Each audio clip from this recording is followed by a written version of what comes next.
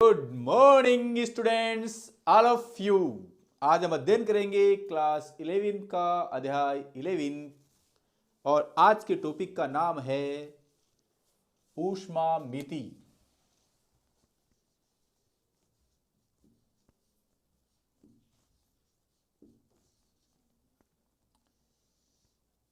इसे हम कैलोरीमिति के नाम से भी जानते हैं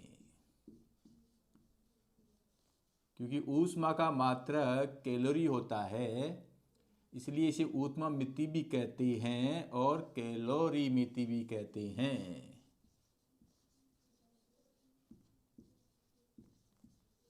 कैलोरीमेट्री और अंग्रेजी में कैलोरीमेट्री होता है। प्यारे विद्यार्थियों, ऊष्मामिति का अर्थ है ऊष्मा का मापन। यदि हम शाब्दिक अर्थ निकालें तो ऊष्मा मिति यानी मापना, ऊष्मा का मापना। ऊष्मामिति का शाब्दिक अर्थ है तो नंबर 1 में लिख देता हूं, ऊष्मा मिति का अर्थ है ऊष्मा का मापन, मेजरमेंट ऑफ हीट। और जो ऊष्मा का मापन करता है उसे हम ऊष्मामिति कहते हैं। या देखो, इसको हम लैंग्वेज रूप में हम यूं भी लिख सकते हैं, ऊष्मा का मापन करने वाला उपकरण। ऊष्मा का मापन करने वाला उपकरण कैलोरी मापी होता है। कैलोरी मापी होता है। कैलोरी मापी होता है।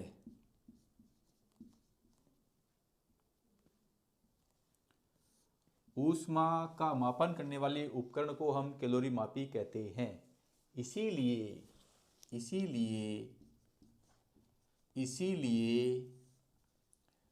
ऊष्मा मापन को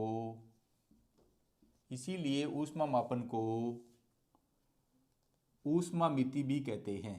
ऊष्मामिति भी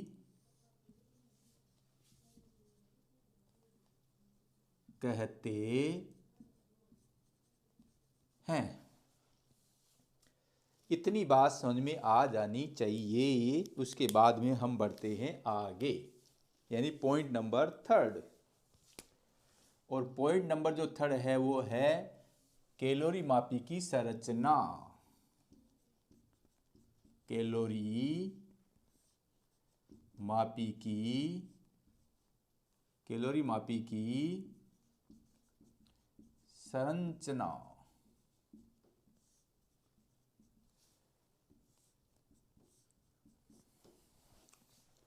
प्यारे विद्यार्थियों,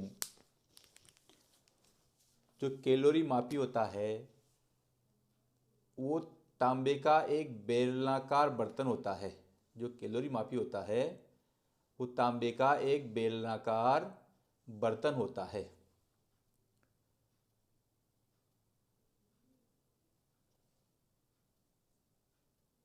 जिसमें एक तापमापी लगी होती है।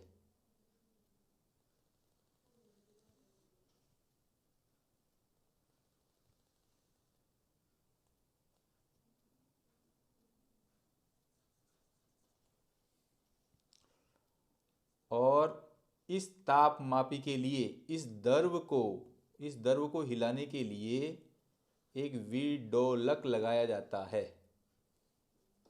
द्रव को हिलाने के लिए एक विडोलक लगाया जाता है, विलोडक।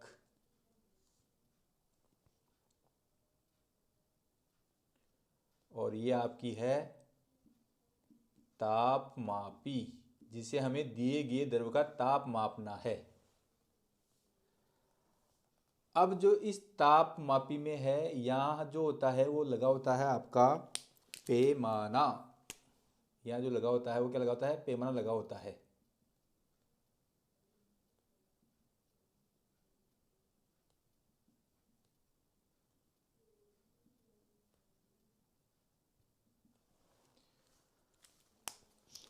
अब जिस द्रव्य का हमें ताप नापना होता है उसे हम इसमें तांबे के बेलनाकार बर्तन में भर देते हैं। तांबे के बेलनाकार बर्तन में भर देते हैं। जिस द्रव्य का हमें ताप मापना है उसे इसमें भर देते हैं और उस द्रव्य को हिलाने के लिए ये तांबे का विलोडक लगा होता है। अब आपके प्रश्न ये उठ रहा होगा कि जो कैलोरी मापी का बेलनाकार बर्तन है उसमें तांबा यूज क्यों करते हैं? क्योंकि जो तांबे का है विशिष्ट घनत्व कम होता है और तांबे का बेलनाकार पात्र, तांबे का बेलनाकार बर्तन है क्योंकि तांबे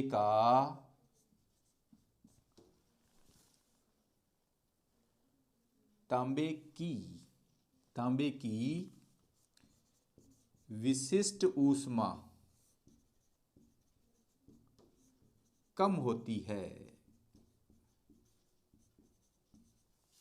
जो लगभग 0.0095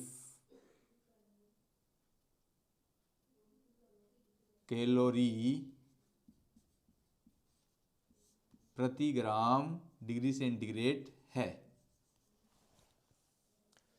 इसीलिए हम तांबे का बेलनाकार बर्तन यूज करते हैं। इस पूरी व्यवस्था को एक लकड़ी के डब्बे में रखते हैं। इस पूरी व्यवस्था को एक लकड़ी के डब्बे में रखते हैं। इस पूरी व्यवस्था को एक लकड़ी के डब्बे में रखते हैं।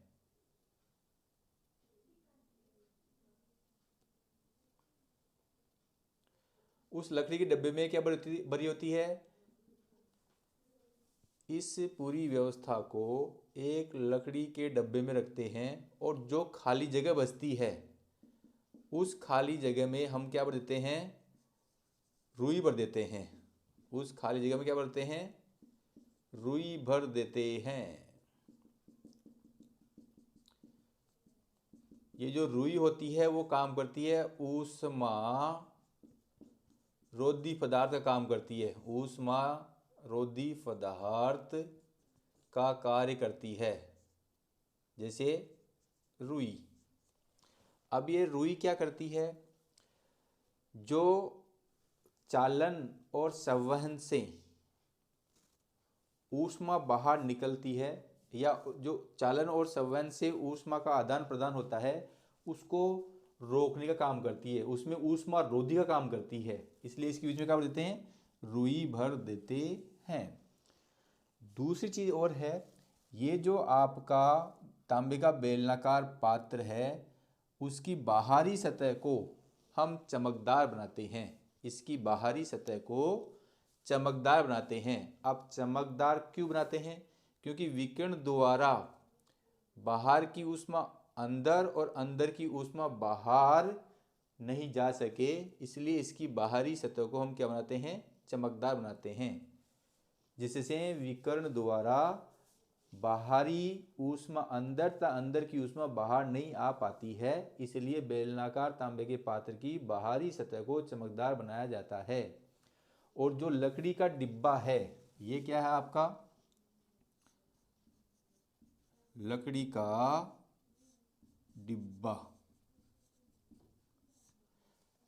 में रखते हैं और जो बची हुई जगह होती है उसमें रुई भर देते हैं ताकि चालन और संवहन से ऊष्मा का स्थानांतरण नहीं हो। ऊष्मा अवरोधी के रूप में रुई कार्य करती है। इसके बाद में भी संवहन से और ऊष्मा की हानि नहीं हो, इसलिए इस लकड़ी के डिब्बे को भी लकड़ी के ढक्कन से और बंद कर देते हैं। लकड़ी के ढक्कन से और बंद कर देते हैं।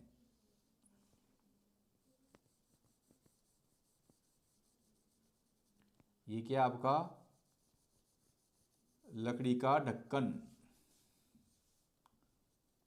लकड़ी का ढक्कन। ढक्कन क्यों लगाते हैं?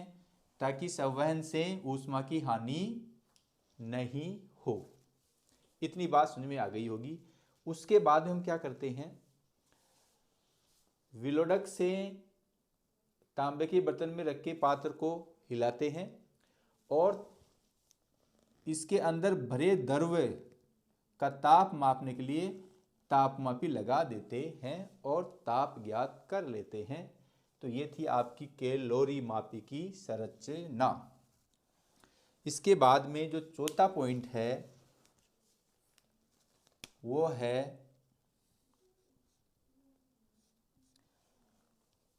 कैलोरी मिति का सिद्धांत। कैलोरी मिति का सिद्धांत, प्रिंसिपल ऑफ कैलोरोमेट्री।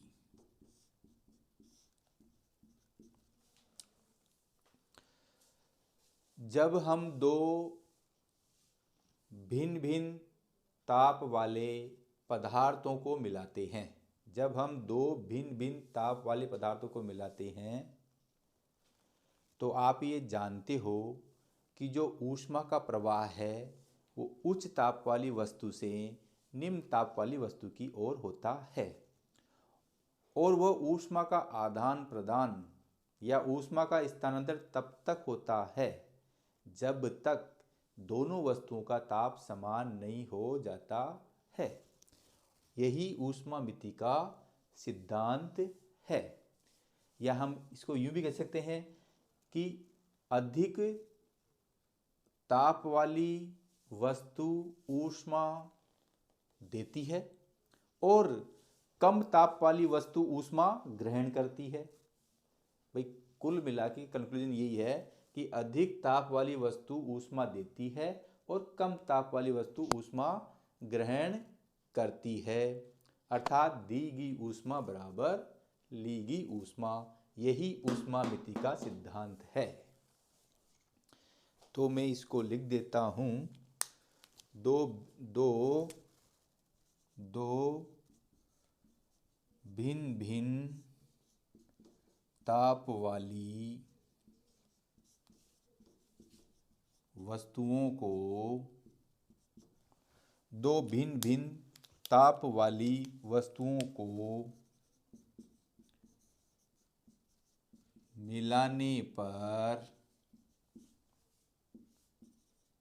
ऊष्मा का प्रवाह है अधिक ताप वाली वस्तु से, अधिक ताप वाली वस्तु से निम्न ताप वाली, मिलाने पर ऊष्मा का प्रवाह अधिक ताप वाली वस्तु से निम्न ताप वाली वस्तु की ओर होता है।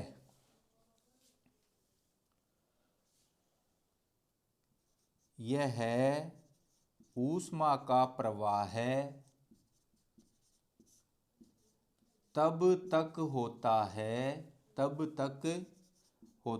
है जब तक दोनों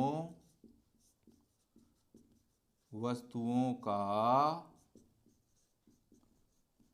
ताप समान नहीं हो जाता है। या मैं लिखता हूं अर्थात। देखो यदि आपको याद हो तो जब हमने ऊष्मा और ताप की शुरुआत की थी तब भी इस कंसेप्ट को हमने वर्णन किया था। और कैसे किया था, हमने एक गर्म चाय का कप लिया था और एक शीतल पेय लिया था और दोनों को टेबल पर रखकर एक कमरे में रखा था। हमने देखा था कि कुछ समय बाद में गर्म चाय ठंडी हो जाती है और जो ठंडा पेय होता है वो गर्म हो जाता है, अर्थात दोनों चाय का कप और शीतल पेय का कप कमरे के तापमान में आ जाते हैं, अर्थात चाय ऊष्मा देती है और शीतल पेय ऊष्मा ग्रहण करता है।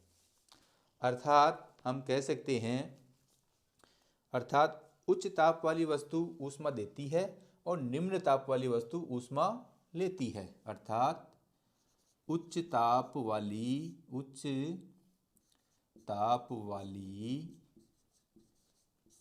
वस्तु ऊष्मा देती है और निम्न ताप वाली वस्तु ऊष्मा ग्रहण करती है। या इसे हम लिख सकते हैं शब्द में, दी गई ऊष्मा बराबर ली गई ऊष्मा। दी गई ऊष्मा बराबर ली गई ऊष्मा, यह एक शॉर्ट एंड स्विच में ऊष्मामिति का सिद्धांत है। अब आप इसका स्क्रीनशॉट ले सकते हैं।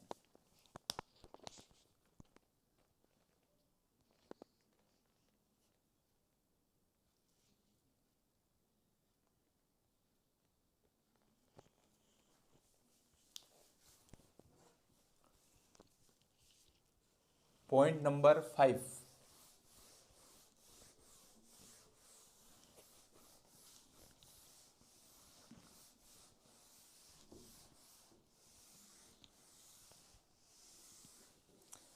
देखो, जो ऊष्मा कोई वस्तु देती है या कोई वस्तु लेती है, उसके देने या लेने के दो प्रकार हो सकते हैं। एक बार तो हम देखें कि दोनों वस्तुओं के केवल ताप में परिवर्तन हो और अवस्था अपरिवर्तित रहे। दूसरी स्थिति में दोनों वस्तुओं के ताप और अवस्था दोनों परिवर्तित हों, तब कैसे वस्तु ऊष्मा देती है और कैसे लेती है, उसका अध्ययन हम करेंगे। तो पहले हम टॉपिक डाल देते हैं, पॉइंट नंबर 5, जब दोनों वस्तुओं का ताप भिन्न भिन्न हो तथा अवस्था अपरिवर्तित हो, अवस्था अपरिवर्तित हो, इस केस में क्या होता है? देखो, जब दो वस्तुओं का ताप भिन्न भिन्न होता है और अवस्था अपरिवर्तित होती है, अर्थात द्रव है तो द्रव रहेगा, ठोस है तो ठोस रहेगा, गैस है तो गैस रहेगा, इसका कहने का मतलब ये है। अब हम मान लेते हैं कि ये कोई आपका पदार्थ ए है, ये कोई पदार्थ ए है,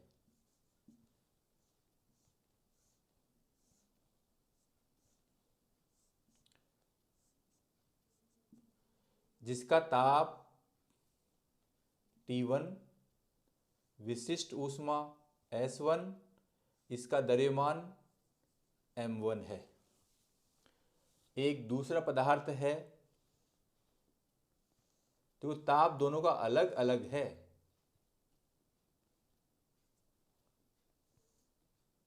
ये पदार्थ मान लेते हैं B है,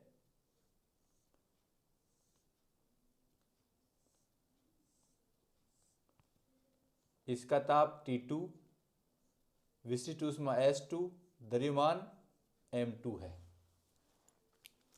अब हम ये भी मान लेते हैं कि दोनों वस्तुओं का ताप भिन्न भिन्न है, तो हमारे पास दो रास्ते हैं, या तो T1 > T2 माने या T2 > T1 माने। तो हम ये मानते हैं कि माना T1 > T2 है। अब जब इनका ताप विशिष्ट ऊष्मा और द्रव्यमान ये है, इसका ताप विशिष्ट ऊष्मा और द्रव्यमान ये है। इन दोनों को मिलाते हैं, इन दोनों को मिलाते हैं तो मान लिया कि आपका कोई ये पदार्थ बनता है, कोई सी पदार्थ बनता है।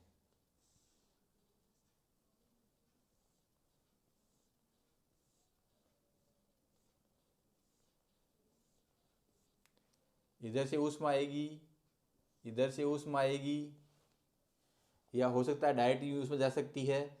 तो इसका जो मिलाने पर जो ताप होगा उसे हम उस ताप को मानते हैं टी मिक्स, टी मिक्स मान लेते हैं।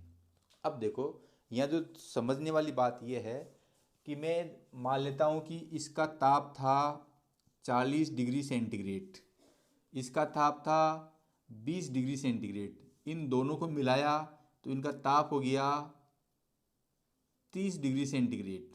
अब देखो देखो मिलाने पर जो ताप आया है वो ताप इस ताप से छोटा है और इस ताप से बड़ा है। जो मिलाने पर ताप आया है वो पहले वाले ताप से छोटा है और बी वाले ताप से बड़ा है। तो हम यह क्या कह सकते हैं, जो टी मिक्स है वो T1 से छोटा होगा और T1 से छोटा होगा और T2 से बड़ा होगा। जो टी मिक्स है वो T1 से, क्योंकि जब इसको और इसको हम मिलाते हैं इस वाले ताप वाले वस्तु को, तो ताप आता है 30 डिग्री सेंटीग्रेड। अब ये 30 डिग्री सेंटीग्रेड है, 40 से छोटा है और 20 से बड़ा है, तो टी मिक्स भी T1 से बड़ा छोटा होगा और T2 से बड़ा होगा। इतनी बात समझ में आ गई हो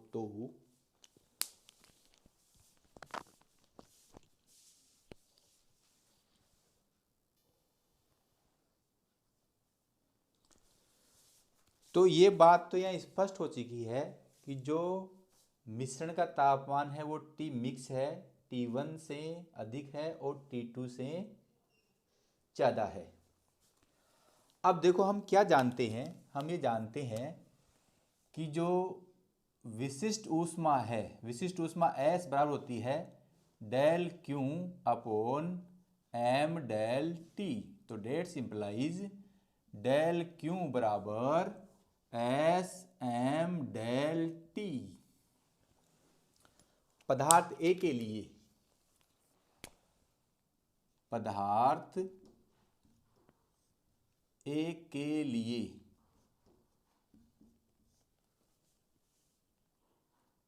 ये कितनी है, डेल क्यू बराबर S1 M1 del T. Del T क्या हो जाएगा, इसमें परिवर्तन क्या है, T1 minus T mix, T1 minus T mix.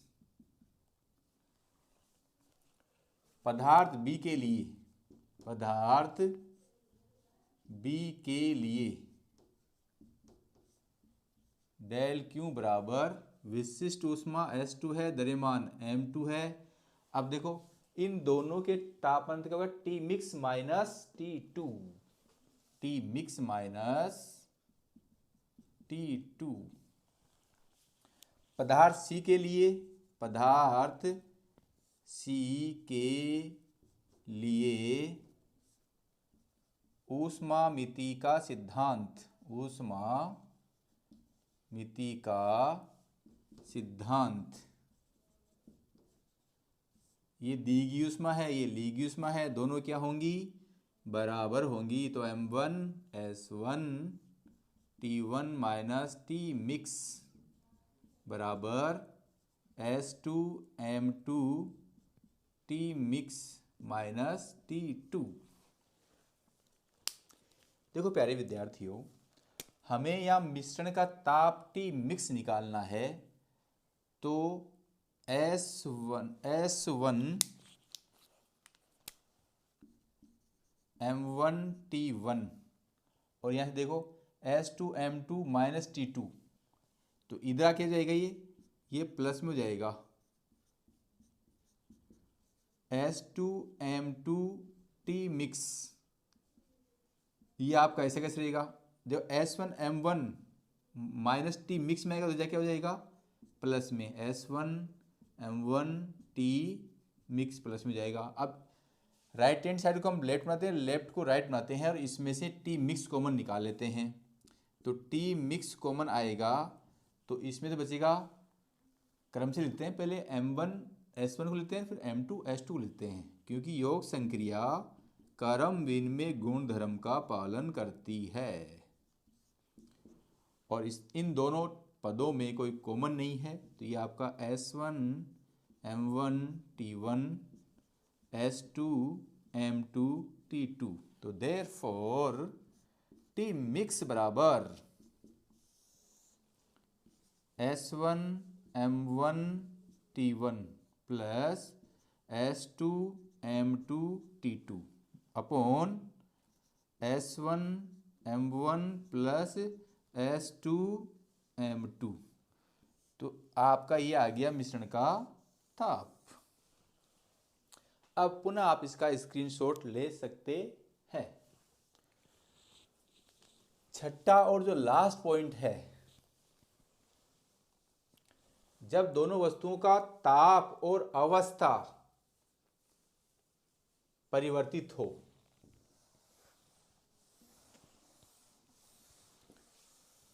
देखो ये तो मेरे काम आने वाला है ऐसा का ऐसा ही, और इसमें मैं थोड़ा सा सुधार कर देता हूं। जो छठा पॉइंट है वो है जब दोनों वस्तुओं का ताप तथा अवस्था परिवर्तित हो, यानी कि एक पदार्थ द्रव में हो और दूसरा पदार्थ ठोस में हो, तब हम टी मिक्स कैसे निकालेंगे। तो डियर स्टूडेंट्स, मान लेते हैं कि एक पदार्थ जल के रूप में है और दूसरा पदार्थ बर्फ के रूप में है। जब बर्फ का थोड़ा टेम्परेचर डाउन होता है तो हम मान लेते हैं कि वो थोड़ा डाउन टेम्परेचर आपका है T°C। जब थोड़ा उसका टेम्परेचर डाउन होता है तब भी वो क्या होती है, ठोस ही होती है। और थोड़ा डाउन होता है, यानी डाउन तो क्या होता है, लगभग इसी रूप में होता है, केवल उसकी अवस्था प्रति होती है। जैसे ही बर्फ जल बनता है तो उसका टेम्परेचर जो वही होता है जो बर्फ का होता है। तो यहाँ भी टेम्परेचर क्या रहेगा, T°C। परंतु जब ठोस द्रव बनता है, जब कोई ठोस द्रव में परिवर्तित होता है तो उसे हम कहते हैं गलन। और जिस ताप पर ठोस द्रव में गलन बनता है उस ताप को हम गलनांक कहते हैं। यानी कि जिस ताप पर ठोस द्रव में परिवर्तित होता है उस ताप को हम क्या कहते हैं, गलनांक। तो जो हमारा मिक्स आएगा, जो मिक्स टेम्परेचर आएगा, मान लिया वो पदार्थ C है, टी मिक्स यहाँ आएगा, टी मिक्स। अब यहाँ जो ध्यान देने योग्य बात है, यहाँ पे ठोस था तो विशिष्ट ऊष्मा S2 रहेगी, यहाँ भी ठोस था तो विशिष्ट ऊष्मा S रहेगी। परंतु जैसे ये ठोस से द्रव में बदल जाता है तो ताप तो इसका यही रहता है, परंतु इसकी विशिष्ट ऊष्मा क्या हो जाएगी, S1 हो जाएगी।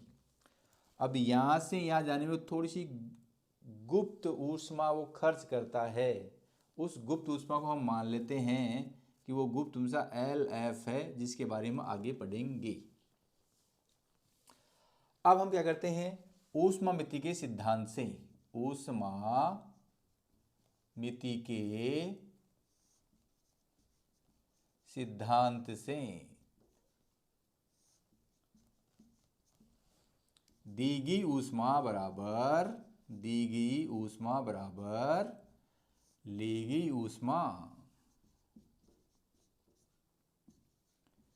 तो पदार्थ A जो ऊष्मा दे रहा है वो तो हम जानते हैं M1 S1 del T, यानी कि T मिक्स, ये अपन पहले हमने देख लिया है कि T1 ज़्यादा होगा, T मिक्स कम होगा। तो इन दोनों तापों का अंतर हो जाएगा T1 माइनस T मिक्स। अब यहाँ देखो, जब ये ताप कम था और ये ताप अधिक है तो ये ताप तो कितना T2, तो तापांतर क्या जाएगा T माइनस T2। तो द्रव्यमान उसका M2 है, विशिष्ट ऊष्मा S2 है, ताप क्या जाएगा T माइनस T2। अब देखो मैंने कहा था कि जब ठोस से द्रव में बदलता है, जब ठोस से द्रव मिलता है तो कुछ गुप्त ऊष्मा खर्च होती है, उसको हम LF ले लेते हैं प्लस। और जब पदार्थ ठोस से द्रव में बदल जाता है तो उसकी विशिष्ट ऊष्मा, द्रव्यमान तो देखो यहाँ पर भी M2, यहाँ पर भी M2, यहाँ पर भी M2, परंतु यहाँ पर विशिष्ट ऊष्मा S2 यहाँ पर क्या हो जाएगी S1, और टेम्स क्या जाएगा T मिक्स माइनस T, और यहाँ से हम T मिक्स का मान निकाल लेंगे। लास्ट और जो अंतिम पॉइंट वो है ऊष्मामिति का सिद्धांत। ऊष्मामिति का सिद्धांत ऊष्मीय ऊर्जा संरक्षण के सिद्धांत पर कार्य करता है। ऊष्मामिति का सिद्धांत, ऊष्मामिति का सिद्धांत ऊष्मीय ऊर्जा संरक्षण सिद्धांत पर